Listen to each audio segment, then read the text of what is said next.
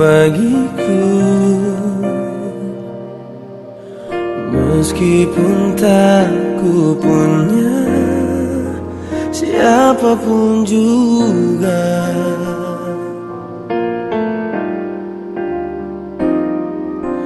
sungguh indah kasihmu yang tak bersyarat untukku. Walaupun tak ada yang mengasihiku.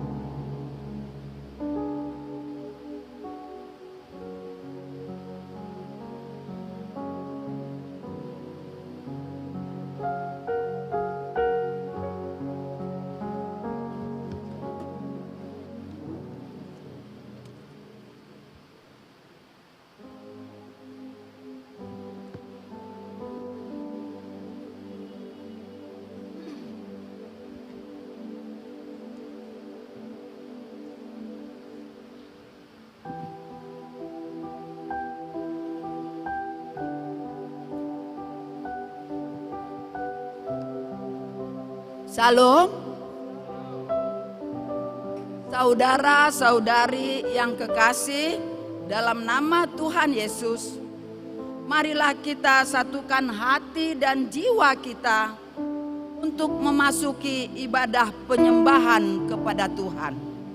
Kita saat teduh sejenak.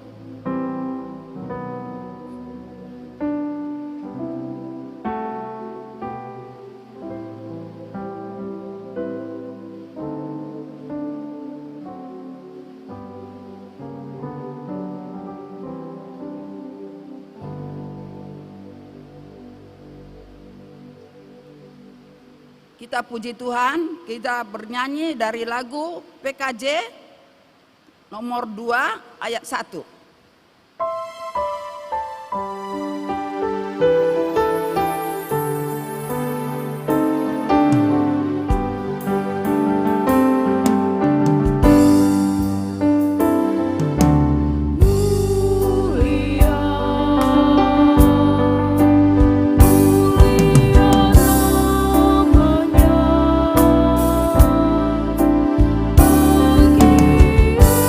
Yesus, kemuliaan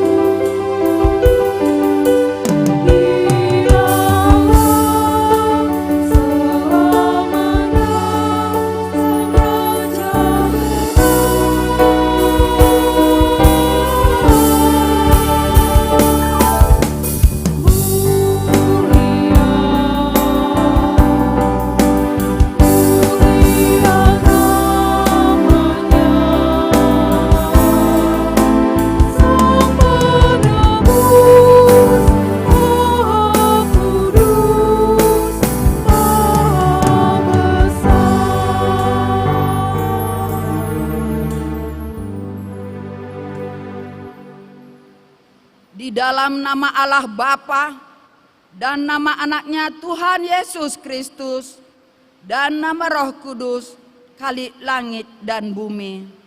Amin.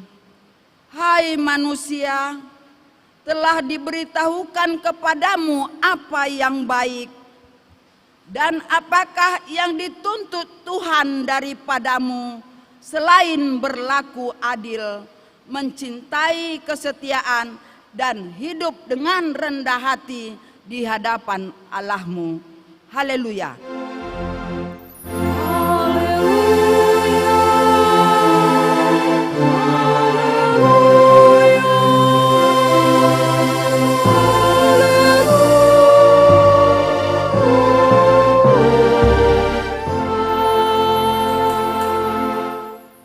Kita berdoa, ya Tuhan Allah Bapa kami yang di surga, berilah kepada kami hati yang teguh, yang kudus, pikiran yang baik, dan sukacita melaksanakan pekerjaan yang sesuai dengan kehendak-Mu. Berikanlah damai kepada kami, agar kami merasa tentram hidup di dalam perlindungan-Mu. Kiranya kami senantiasa berpegang kepada firman-Mu dalam menghadapi musuh-musuh kami. Kiranya Engkau memelihara dan menguatkan kami, karena Tuhan Yesus Tuhan kami. Amin. Jemaat dipersilakan duduk. Kita bernyanyi.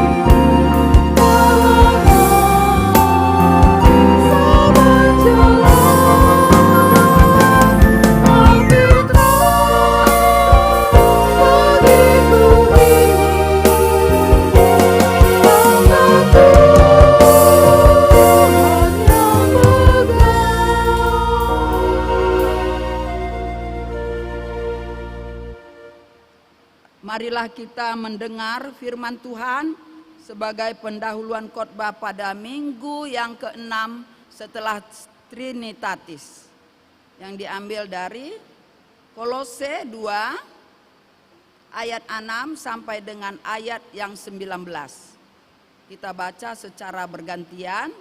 Di ayat 19 kita baca bersama-sama. Kepenuhan hidup dalam Kristus. Kamu telah menerima Kristus Yesus Tuhan kita. Karena itu hendaklah hidupmu tetap di dalam Dia. Hendaklah kamu berakar di dalam Dia dan dibangun di atas Dia. Hendaklah kamu bertambah teguh dalam iman yang telah diajarkan kepadamu, dan hendaklah hatimu melimpah dengan syukur. Hati-hatilah supaya jangan ada yang menawan kamu dengan filsafatnya yang kosong dan palsu menurut ajaran turun-temurun dan roh-roh dunia, tetapi tidak menurut Kristus. Sebab dalam Dialah berdiam secara jasmania seluruh kepenuhan kealahan. Dan kamu telah dipenuhi di dalam Dia. Dialah kepala semua pemerintah dan penguasa. Dalam Dia kamu telah disunat, bukan dengan sunat yang dilakukan oleh manusia, tetapi dengan sunat Kristus, yang terdiri dari penanggalan akan tubuh yang berdosa. Karena dengan Dia kamu dikuburkan dalam baptisan, dan di dalam Dia kamu turut dibangkitkan juga oleh kepercayaanmu kepada kerja kuasa Allah yang telah membangkitkan Dia dari orang mati. Kamu juga meskipun dahulu mati oleh pelanggaranmu dan oleh karena tidak disunat secara lahiriah, telah dihidupkan Allah bersama-sama dengan Dia sesudah Ia mengampuni segala pelanggaran kita. Dengan menghapuskan surat hutang yang oleh ketentuan-ketentuan hukum mendakwa dan mengancam kita, dan itu ditiadakannya dengan memakukannya pada kayu salib.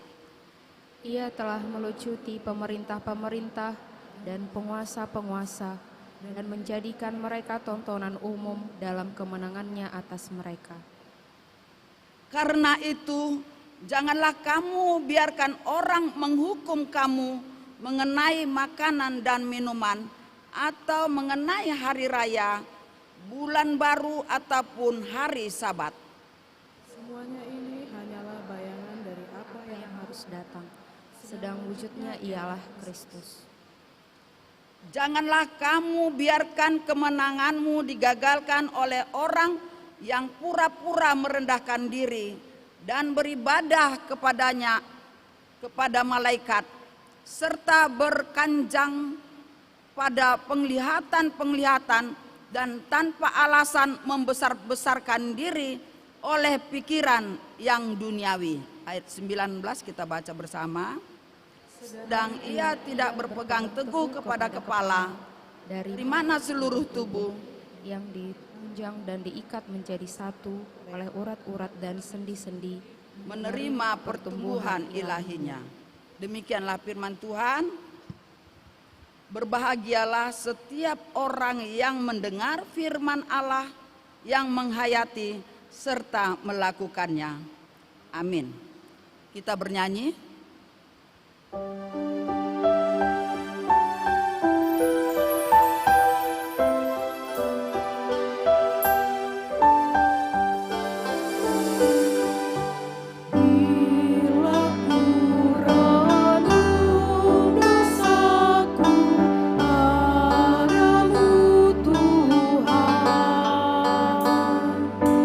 Yang berulang ku lakukan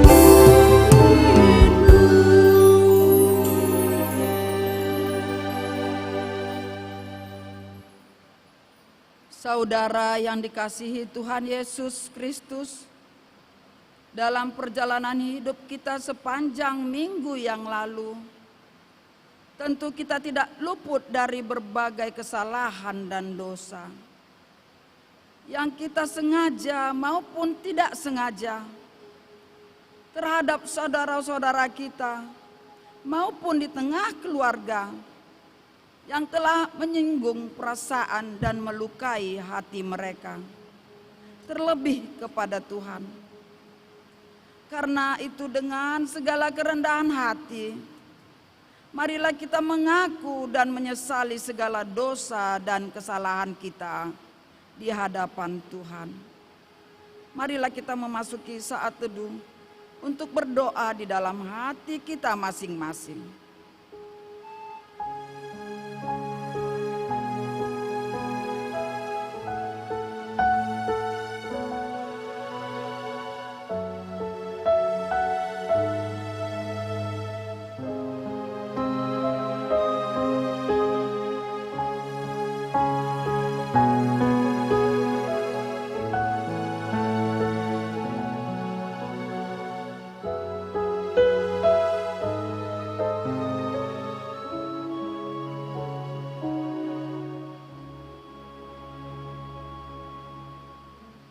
Kita berdoa. Bapa kami yang di surga yang maha kudus, kami tiada layak datang ke hadapan-Mu, karena kami senantiasa bergelimang dengan dosa.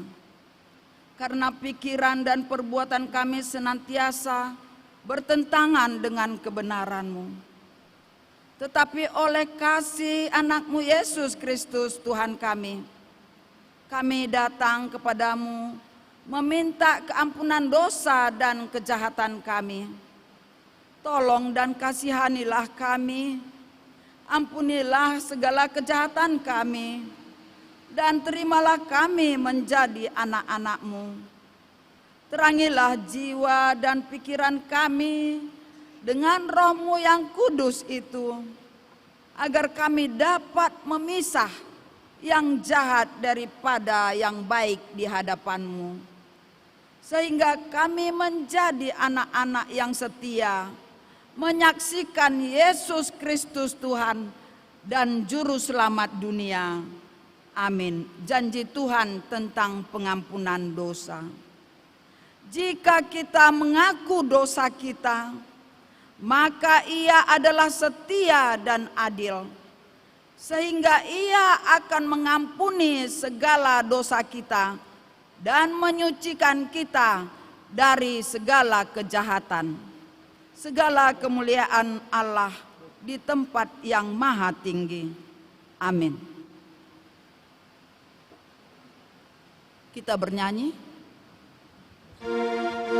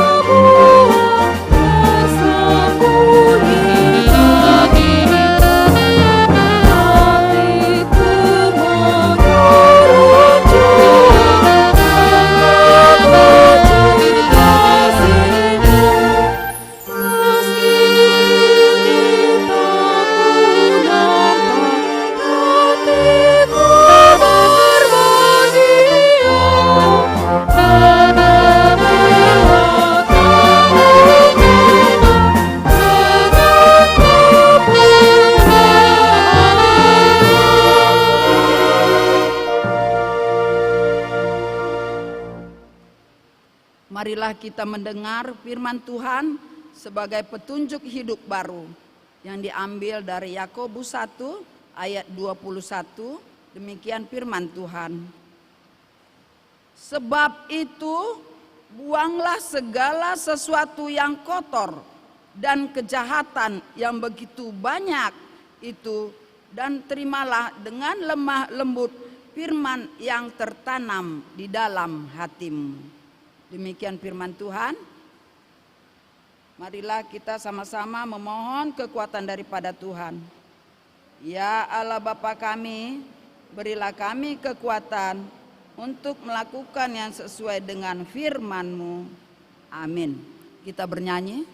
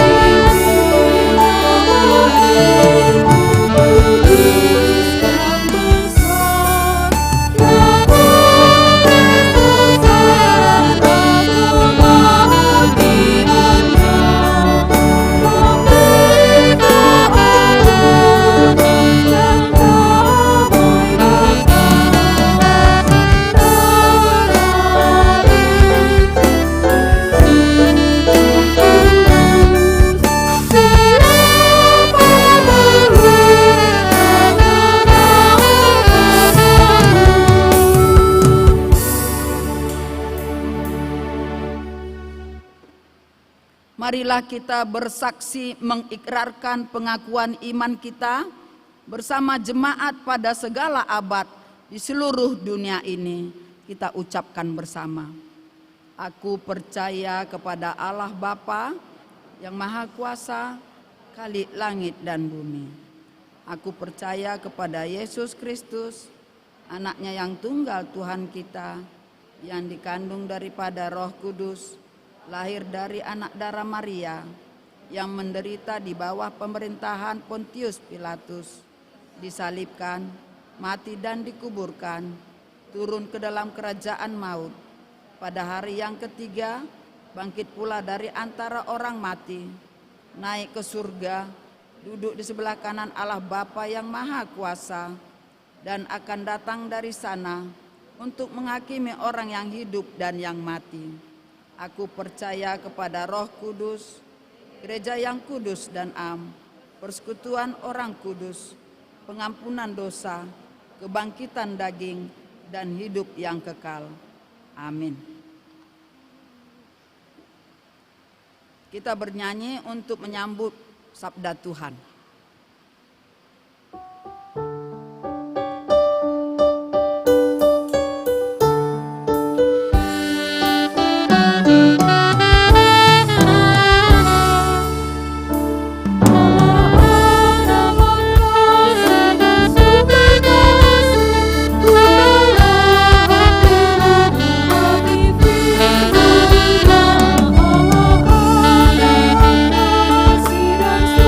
Oh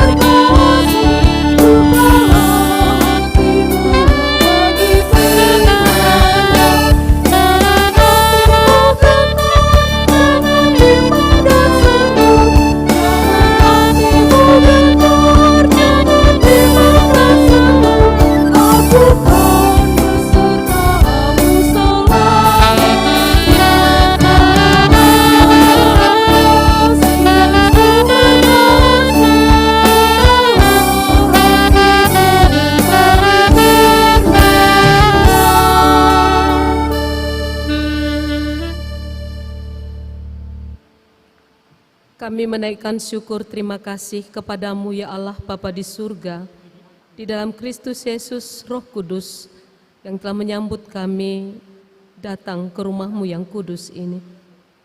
Kami bersyukur untuk Minggu Kudus yang sejuk yang Tuhan curahkan atas bumi. Kami mengucap syukur untuk nafas kehidupan, untuk kesehatan yang baik, untuk kerinduan mendengarkan firman Tuhan. Curahkanlah Roh Kudus-Mu atas kami, supaya kami dengar-dengaran dan boleh menjadi pelaku firman-Mu. Turunlah atas kamu sekalian anugerah dan damai sejahtera yang melampaui segala akal serta pikiran di dalam Kristus Yesus Tuhan kita. Amin. Shalom Bapak Ibu Saudara terkasih. Kita akan bersama belajar dan menerima firman Tuhan pada minggu hari ini, diambil dari kitab Hosea pasal yang pertama, ayat yang kedua hingga ayat yang ke-12. Kami akan membaca untuk kita, demikianlah firman Tuhan. Keluarga Hosea sebagai gambaran Israel yang tidak setia. Ketika Tuhan mulai berbicara dengan perantaraan Hosea, berfirmanlah ia kepada Hosea, "Pergilah, kawinilah seorang perempuan sundal, dan peranakkanlah anak-anak sundal, karena negeri ini bersundal hebat dengan membelakangi Tuhan." Maka pergilah ia dan mengawini Gomer binti Diblaim, lalu mengandunglah perempuan itu dan melahirkan baginya seorang anak laki-laki. Kemudian berfirmanlah Tuhan kepada Hosea, "Berilah nama Yizreel kepada anak itu, sebab sedikit waktu lagi maka aku akan menghukum keluarga Yehu karena hutang darah Yizreel, dan aku akan mengakhiri pemerintahan kaum Israel. Maka pada waktu itu aku akan mematahkan busur panah Israel di lembah Yizreel." Lalu perempuan itu mengandung lagi dan melahirkan seorang anak perempuan. Berfirmanlah Tuhan kepada Hosea, "Berilah nama Lo-ruhama kepada anak itu, sebab aku tidak akan menyayangi lagi kaum Israel dan sama sekali tidak akan mengampuni mereka. Tetapi aku akan menyayangi kaum Yehuda dan menyelamatkan mereka demi Tuhan Allah mereka. Aku akan menyelamatkan mereka bukan dengan panah atau pedang, dengan alat perang atau dengan kuda dan orang-orang berkuda." Sesudah menyapih Lo-ruhama, mengandunglah perempuan itu lagi dan melahirkan seorang anak laki-laki. Lalu berfirmanlah ia, "Berilah nama Lo-ami kepada anak itu, sebab kamu ini bukanlah umatku dan aku ini bukanlah Allahmu. Tetapi kelak jumlah orang Israel akan seperti pasir laut yang tidak dapat ditakar dan tidak dapat dihitung. Dan di tempat di mana dikatakan kepada mereka, kamu ini bukanlah umatku, akan dikatakan kepada mereka, anak-anak Allah yang hidup. Orang Yehuda dan orang Israel akan berkumpul bersama-sama dan akan mengangkat bagi mereka satu pemimpin.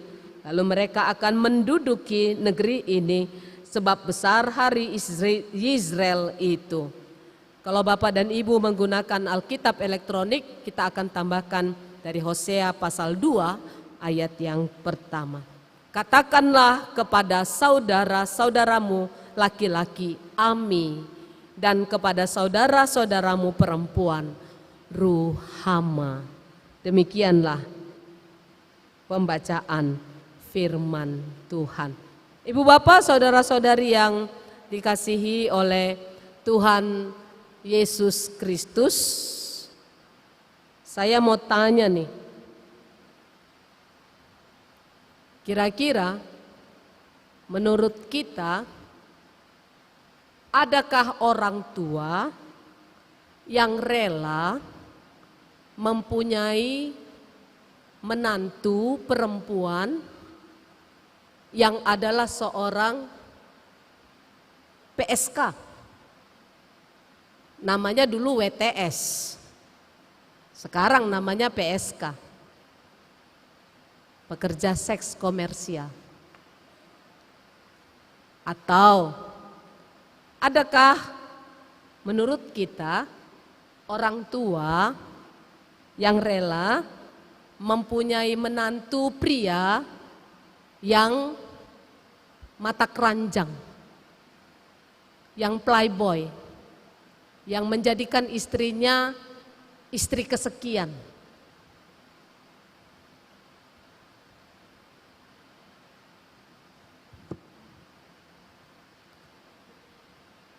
Ini pastilah, saya pikir kalau kita normal, ya, kalau kita normal, harusnya jawabnya yang lain lah. Banyak perempuan yang biasa-biasa saja, anakku, tapi setia. Mohon maaf kalau di dalam khotbah kita pada pagi hari ini mungkin nanti akan ada keluar kalimat-kalimat yang agak-agak vulgar begitu. Saya mohon izin karena khotbah kita bicara tentang kemaksiatan. Yang lain lah anakku, tolonglah yang lain. Enggak ada lagi laki-laki yang lebih baik. Kok mesti itu? Kau istrinya yang keberapa katanya? Dan ini aneh gitu ya, kalau laki-laki selingkuh, laki-laki berzina. Bahkan kalau ketahuan masuk TV, itu dianggap biasa-biasa aja. Kalau perempuan selingkuh, perempuan kedapatan berzina, itu hukumannya double. Bagaimana? Setuju dengan saya?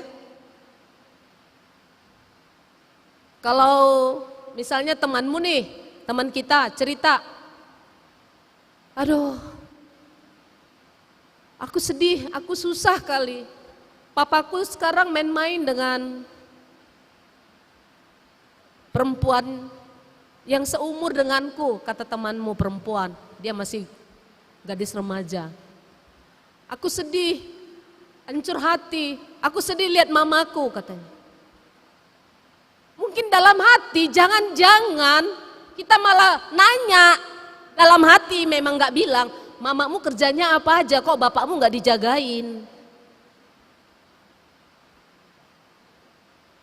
Kok mamamu biarin, bapakmu tuh berselingkuh. Mamamu kurang bersih kali, kurang cantik, kurang gaya, kurang ini, kurang kinclong. Jangan-jangan begitu. Tapi kalau misalnya ada anak cerita, aduh hancur hatiku, kasihan aku nengok bapakku. Mamaku sekarang lagi pacaran sama berondong. Habis uangnya dibikin berondong itu. Lalu kita langsung terlontar, gilanya mama kau itu, enggak perempuan beres mama kau itu. Kita enggak nyimpan itu di dalam hati, kita langsung menuduhkan. Ini bagian daripada apa yang terjadi di kehidupan kita sehari-hari Bapak dan Ibu. Maka kalau misalnya lagu-lagu tentang orang ketiga, ya, dalam satu hubungan itu cukup terkenal gitu ya kan. Ada tuh lagu trio Batak gitu. Wah, kadang-kadang di pesta kawin juga dinyanyikan kan itu ya. Huboto dosalah, ya kan? Dan seharusnya au selingkuh Tuhan. Alai demi Gak ada yang nyambung ya? Alai demi olodo mandangani ho rela doa haletmu.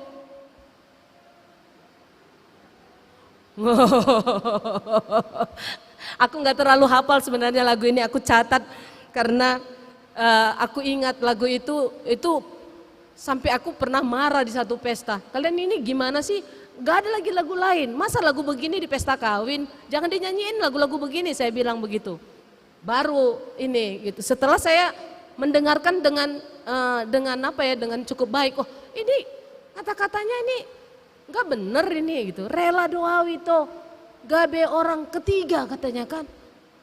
Itu rela apa?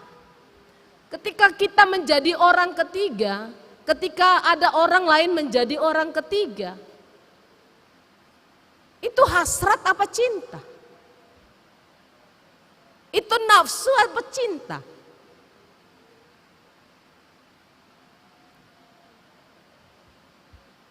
Perselingkuhan merupakan situasi yang sangat sulit dan menyakitkan sebenarnya.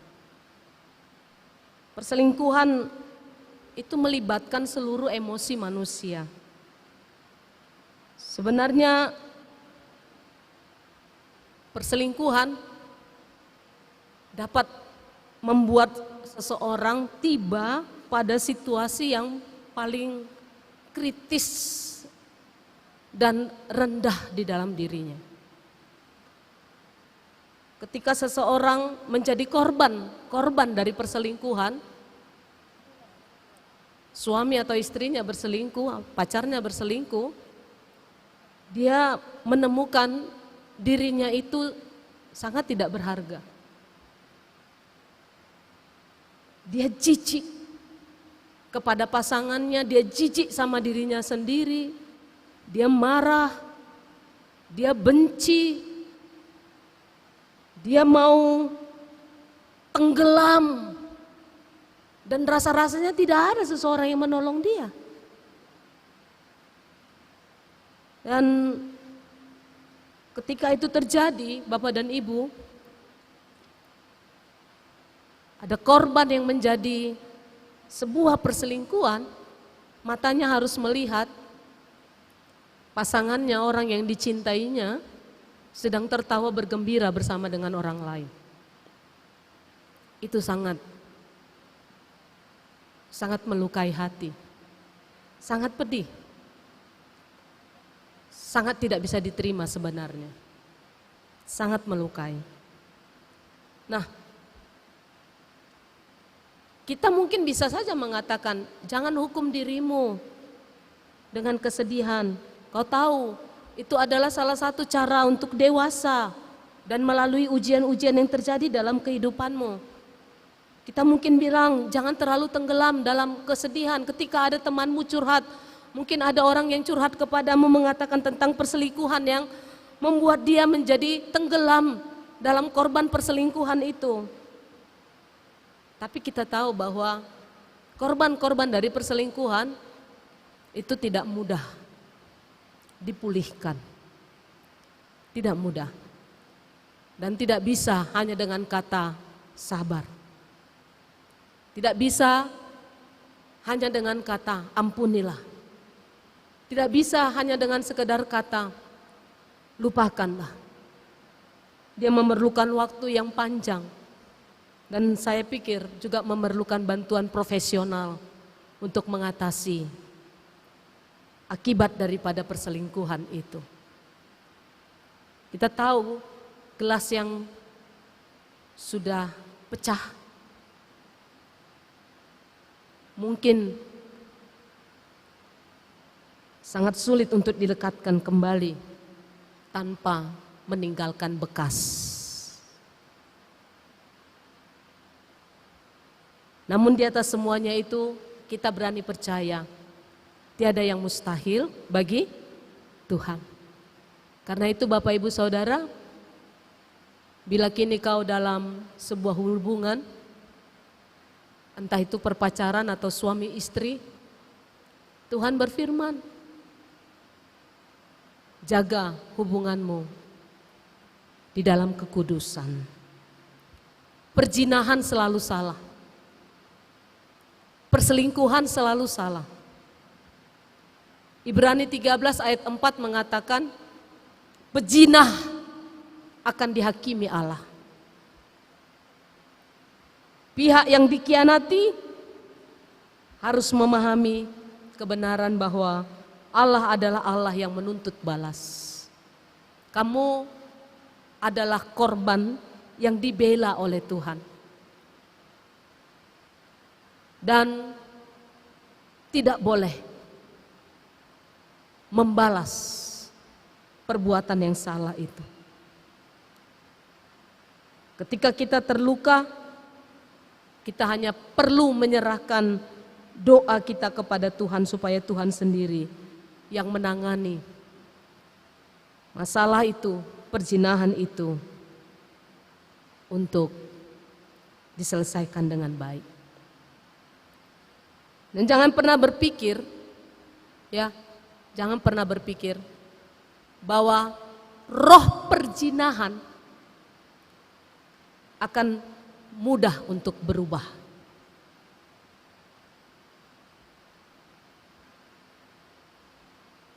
Pria mata keranjang konon katanya tidak bisa berubah. Konon katanya.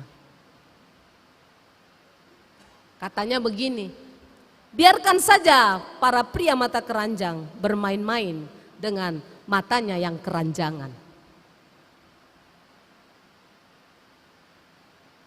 Tapi ingatlah, seburuk apapun pria mata keranjang, dia perlu perempuan untuk pulang. Remember ladies, don't hate the players, just hate the games. Maka dari semua itu, entah roh perzinahan itu ada pada pria yang membuat dia mata keranjang, atau ada pada perempuan yang membuat dia bersundal, Tuhan hanya katakan kepada kita hari ini, kita harus belajar mengasihinya dengan mengampuni. Don't let him, don't let her go for you, from you. Jangan biarkan dia pergi. Allah membenci perceraian. Nah, sekarang yang menjadi pokok persoalan, dapatkah saya mengampuni? Seperti yang terjadi pada kisah kita pada hari ini. Hosea, anak kesayangan Tuhan, nabi yang dicintainya. Pada ayat 2 dikatakan, diperintah Tuhan, ini ngeri. Diperintah Tuhan untuk menikahi perempuan sundal bernama Gomer binti Diblaim. Ini perempuan sundal udah dinikahi masih tetap bersundal. Nanti kita bisa lihat di pasal 3, Hosea pasal 3, dia kembali lagi bersundal dalam pernikahannya. Itu sebabnya kita mengatakan bahwa roh perzinahan itu sulit sekali untuk berubah. Ini perempuan sundal, sesudah dinikahi tetap pergi lagi sundal. Saya jadi ingat film Redeeming Love ya, dirilis Januari 2022 di awal tahun ini. Mungkin Bapak Ibu Saudara ada yang nonton ya. Kayaknya Netflix sekarang lagi ada juga Redeeming Love di Netflix. Itu bercerita tentang Hosea, tapi digambarkan si Gomer itu dia seorang anak haram. Kemudian dia dijual oleh bapaknya menjadi pelacur. Sejak usia kanak-kanak. Kemudian dia menjadi pelacur kelas kakap, lalu dinikahi oleh Michael Hosea. Lalu kemudian dia menganggap Michael Hosea terlalu suci untuknya, dia lari. Kembali lagi Michael Hosea menebus dia. Mirip seperti kisah Hosea dalam kitab Nabi Hosea ini. Kalau mendengar kisah anak-anak dijadikan pelacur, pasti kita semua ikut marah. Oh, dia ternyata bukan memiliki roh perzinahan. Dia korban. Dia korban. Lalu dia bertumbuh menjadi seorang perempuan dewasa dan dia menjadi pelacur kelas kakap. Oh, artinya dia berproses di dalam kekotoran itu. Nah, ibu bapak saudara, boleh jadi dosanya mula-mula itu tidak sengaja dan mungkin dia diselamkan di sana. Dia dihanyutkan di dalam dosa perzinahan itu. Tetapi kemudian dia larut. Entah karena dia yang terlarut atau entah karena dia tidak punya kuasa untuk keluar dari larutan roh perzinahan itu. Tetapi yang jelas kita lihat Gomer binti Diblai kemudian menjadi istri yang melahirkan 3 anak, kemudian melacur kembali. Jatuh lagi dalam dosa yang sama. Tapi apa yang terjadi? Tuhan katakan kepada Hosea, ambil istrimu. Dia sudah melahirkan bagimu 3 anak.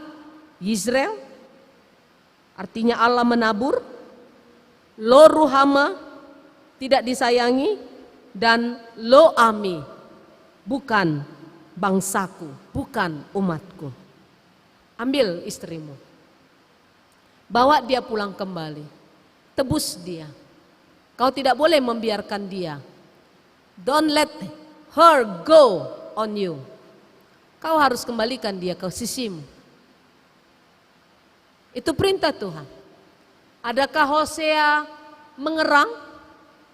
Adakah Hosea mengatakan dan mengeluhkan harga dirinya sebagai pria yang sudah disakiti, yang sudah dikhianati oleh istri? Adakah dia mengatakan sesuatu kepada Tuhan, mengeluh dan menolak apa yang diperintah Tuhan? Padahal istrinya sudah mengkhianati dia dengan begitu dalam. Bukan hanya dirinya tapi juga anak-anak mereka. Padahal istrinya sudah mengotori ranjang mereka. Sudah membuat rumah tangga mereka tidak kudus.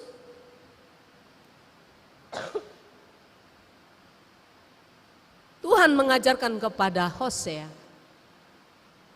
bahwa kasih Allah lebih kuat dari hukumannya. Kasih Allah dari hukuman. Dan itulah anugerah kasih yang tidak mungkin muncul hanya oleh karena kekuatan kita sendiri. Tidak mungkin. Kuasa kasih itulah yang lebih kuat dari hukuman Tuhan, yang menolong umat Tuhan untuk mengampuni. Kuasa kasih pengampunan itu mengubah yang tidak dikasihi menjadi dikasihi oleh Allah. Mengubah tempat penghukuman menjadi tempat keselamatan. Mengubah bangsa yang kecil menjadi bangsa yang tak terhitung banyaknya seperti pasir di laut. Kasih pengampunan itulah yang mengubah perceraian menjadi persatuan, permusuhan menjadi perdamaian. Pemimpin palsu diganti menjadi pemimpin yang benar. Dan perjanjian suci diperbaharui. Dulu rohama tidak disayangi, menjadi disayangi kembali. Dulu lo ami bukan bangsa, sekarang akan menjadi umat Allah. Dulu putus asa, sekarang berubah menjadi pengharapan. Dan kasih Allah senantiasa memiliki lingkup yang lebih besar daripada kesalahan dan dosa umatnya. Ibu bapak saudara yang dikasihi Tuhan, Gomer binti Diblaim adalah kita. Kitalah para pendosa yang suka sekali berselingkuh dari kasih Allah. Kita adalah para pejinah-pejinah hidup keberimanan kita. Selalu ada dosa perselingkuhan dalam kehidupan ketaatan kita kepada Allah. Hari ini Tuhan memanggil kita pulang kembali dan mengingatkan kita, kalau dulu Gomer ditebus dengan 15 sikal perak dan setengah homer jelai, Tuhan sudah menebus kita, membayar kita lunas dari seluruh kesalahan dan perselingkuhan kita dengan tangannya yang tersalib di kayu salib di Golgota. Dia menebus kita lunas dengan nyawanya dan menganugerahkan kepada kita kuasa kasih pengampunan yang lebih kuat, yang lebih besar daripada penghukumannya. Karena Allah sesungguhnya adalah kasih. Allah kita mempunyai sifat kasih. Dan kasihnya itu adalah kasih yang besar. Kasih yang memberikan kita kehidupan yang baru. Kasih yang menolong kita keluar dari godaan dosa. Kasih yang menolong kita merasakan kembali rahmat kehidupan yang memberikan kepada kita perjalanan kehidupan yang benar. Allah mengasihi kita meskipun hatinya terluka.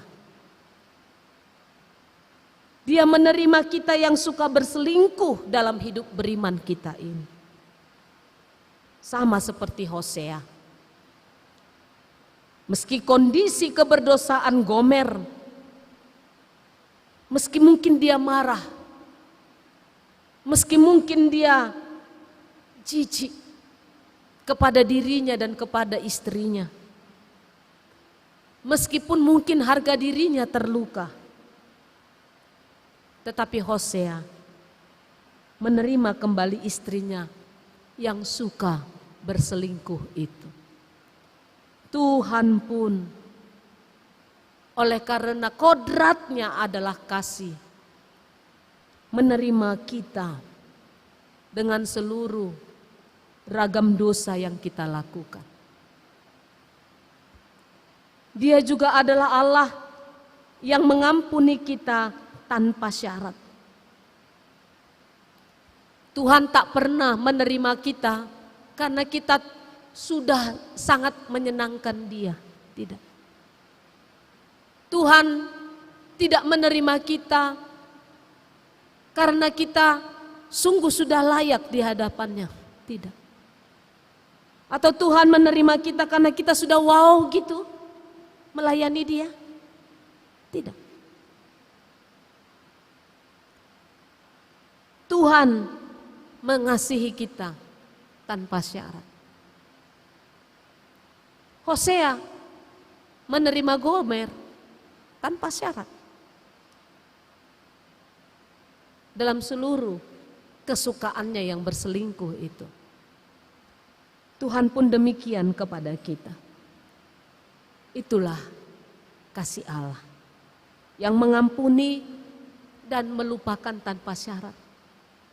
Dan itu mengajari kita juga untuk mengampuni tanpa syarat. Oke, kau kuampuni, tapi ingat ya, ini terakhir. Oke, kau kuampuni, ingat ya, kau harus bayar ini 2 kali lagi. Oke, kau kuampuni, tapi kau harus berubah, jangan begini lagi. Nih, kita mungkin melakukan itu kepada orang-orang ketika mereka meminta maaf dan pengampunan dari kita. Sama anak kita sendiri pun begitu. Sekali lagi kau pulang malam, awas kau, tidur aja di luar. Sekali lagi kau pulang mabuk, awas kau. Ipareti maho bodong. Mungkin seolah-olah, iyalah harus diingatkan. Harus diingatkan. Betul, saya pun setuju harus diingatkan. Harus dididik, harus dibimbing. Pengampunan pun harus mengedukasi katanya. Oh, istilahnya harus agak keren lah kalau di Pamen ini kan. Banyak profesor, awak pun harus pakai bahasa-bahasa yang agak keren lah sedikit kan. Mengedukasi. Pengampunan itu pun harus mengedukasi. Betul, saya setuju itu. Tapi kita lihat aja Hosea. Istrinya suka berselingkuh, cuma dibawanya pulang tanpa syarat. Diampuni, dilupakan. Bu Aita, kalau aku ingatnya dosa-dosa lakiku 2000 tahun yang lalu pun ku ingat itu, ku catat di dalam hatiku. Sekali, dibikinnya lagi 2 kali, dibikinnya lagi 3 kali. Baru sepalanya mengamuk ya kan, keluarlah bortobing ini. Gini ya Pak ya, aku yang kemarin-kemarin itu udah ku catat, tapi ku biarkan.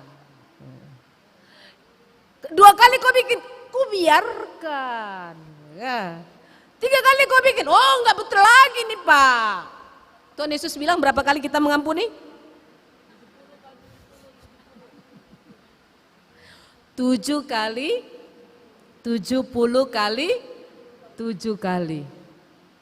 Ah, banyak kali pun.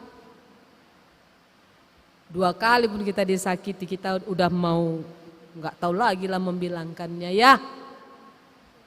Tapi Tuhan katakan hari ini, Dia adalah Allah yang mengampuni kita tanpa syarat. Dan Dia mengajarkan kepada kita juga untuk mengampuni, melupakan tanpa syarat. To forgive and to forget. Mengampuni, melupakan tanpa syarat. Dan kasih itu menolong kita semua untuk memelihara hidup yang kudus. Kekudusan hidup pribadi, kekudusan hidup keluarga, kekudusan hidup gereja, kekudusan hidup bangsa ini. Maka sesuai dengan tema minggu ini, Tuhan mengasihi kita dan menyelamatkan umatnya. Biarlah kisah Hosea menolong kita mengingat tentang siapa Allah yang kita sembah. Dia adalah Allah yang mengasihi kita meskipun hatinya terluka. Dia adalah Allah yang mengampuni dan melupakan tanpa syarat segala dosa kesalahanmu. Oleh karena itu kita semua bisa datang kepada Allah untuk menerima pengampunannya. Dan Dia juga adalah Allah yang menolong kita untuk memelihara kehidupan yang kudus di hadirat-Nya.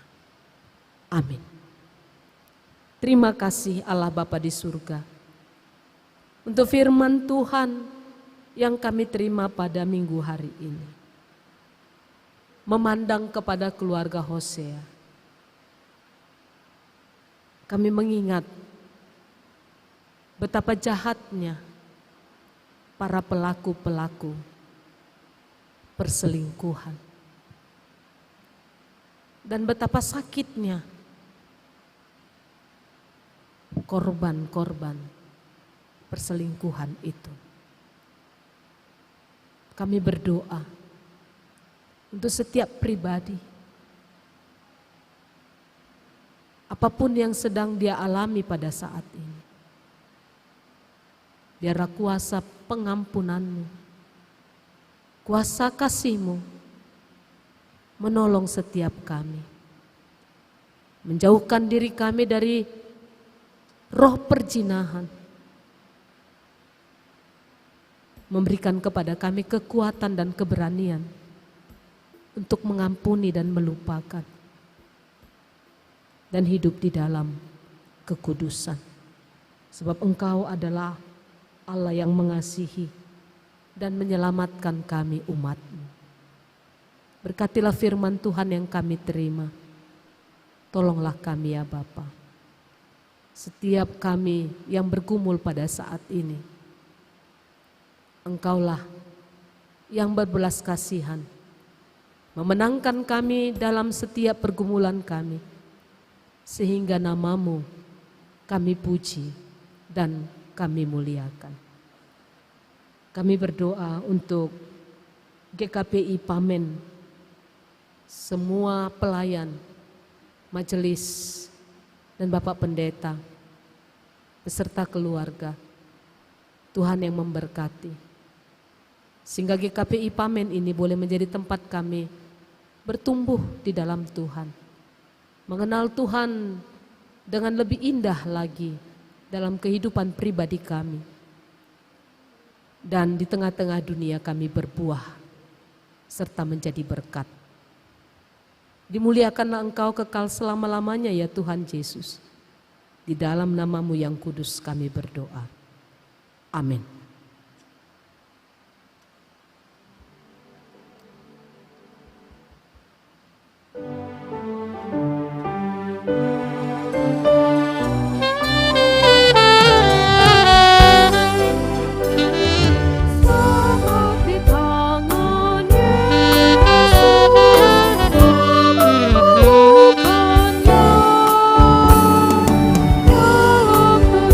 Kasih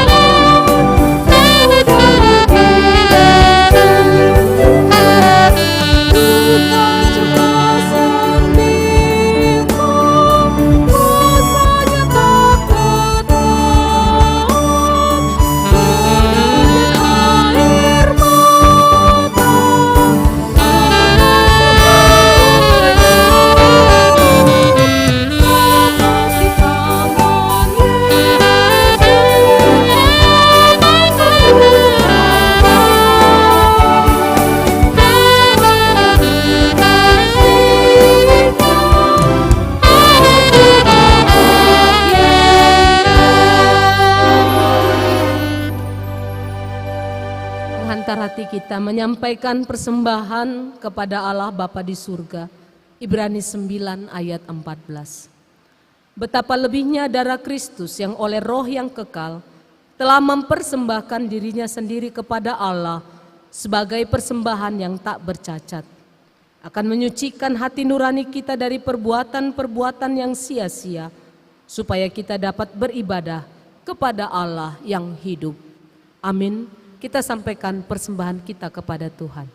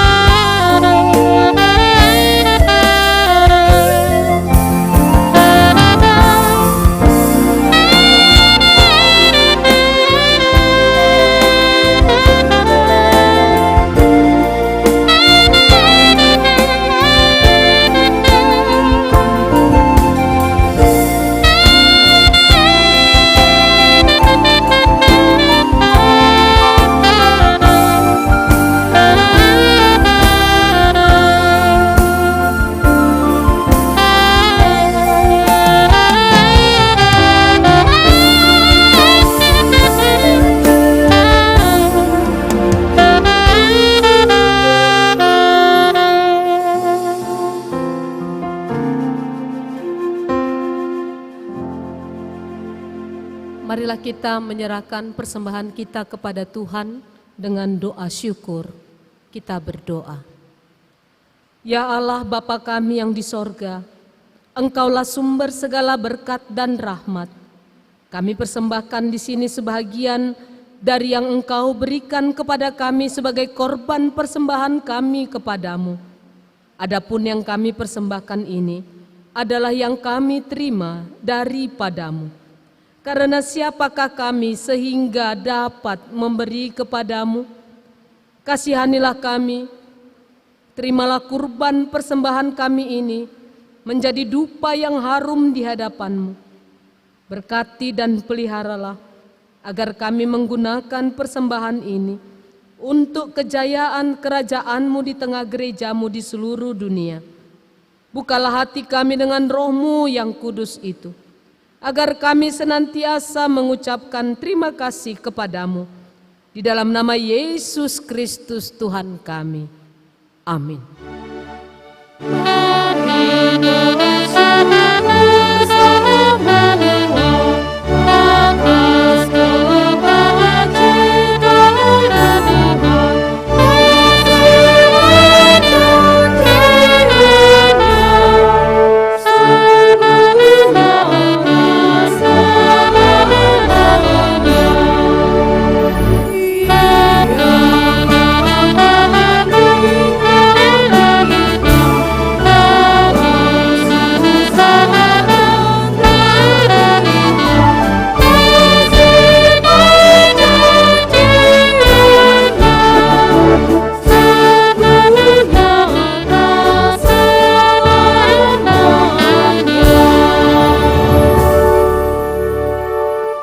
Bapa kami yang di sorga, dikuduskanlah namamu, datanglah kerajaan-Mu, jadilah kehendak-Mu di bumi seperti di sorga.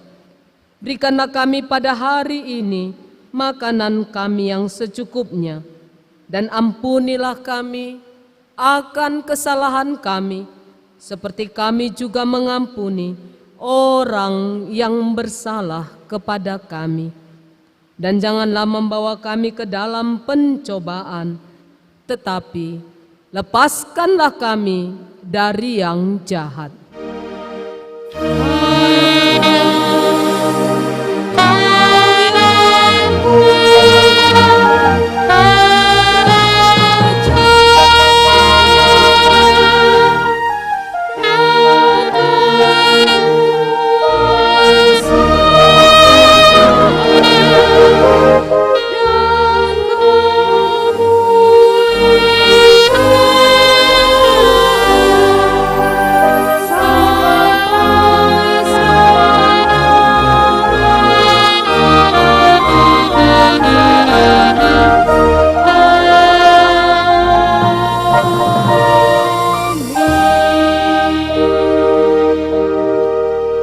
Saudara, pulanglah dengan damai sejahtera untuk menjadi saksi bagi Tuhan dengan melakukan firman-Nya di dalam tugas dan panggilan-Mu di tengah masyarakat di mana kamu berada. Arahkanlah hati dan pikiran-Mu kepada Tuhan dan terimalah berkat-Nya. Tuhan memberkati engkau dan melindungi engkau. Tuhan menyinari engkau dengan wajah-Nya dan memberi engkau kasih karunia. Tuhan menghadapkan wajah-Nya kepadamu dan memberi engkau damai sejahtera.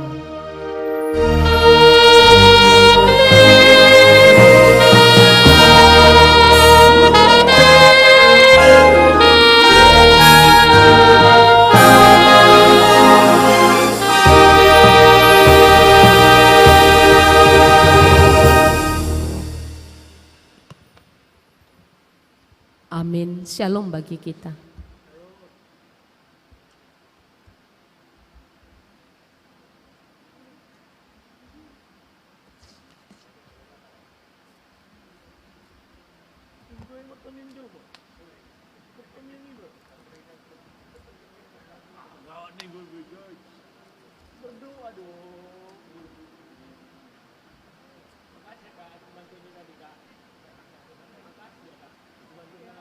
Makasih atas bantuan kakak tadi untuk membantah di pertemuan itu.